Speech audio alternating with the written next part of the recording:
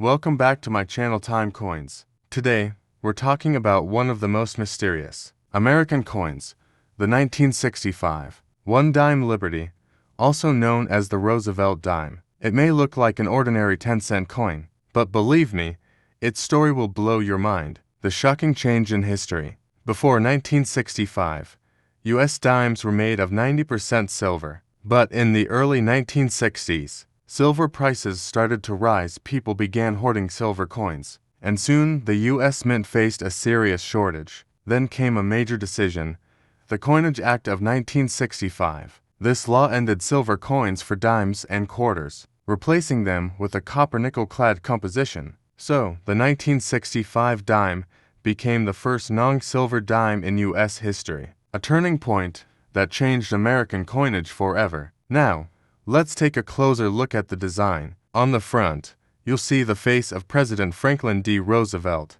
the 32nd U.S. President, and next to him, the word Liberty. Below, it says "In God We Trust," and the year 1965. If you look carefully near his neck, you'll find the tiny initials JS. That's the sculptor, John R. Sinek. On the backside, there's a torch in the center, representing liberty. On one side of the torch, there's an olive branch symbolizing peace, and on the other side, an oak branch symbolizing strength. Around the edge are the words United States of America, e pluribus unum, and one dime. The coin's composition is copper and nickel layered over a pure copper core. It weighs about 2.7 grams, with a diameter of 17.9 millimeters. And here's something cool, there's no mint mark. All 1965 dimes were minted in Philadelphia, so you won't find any P, D, or S mark. So, how much is it worth? Most 1965 dimes are very common,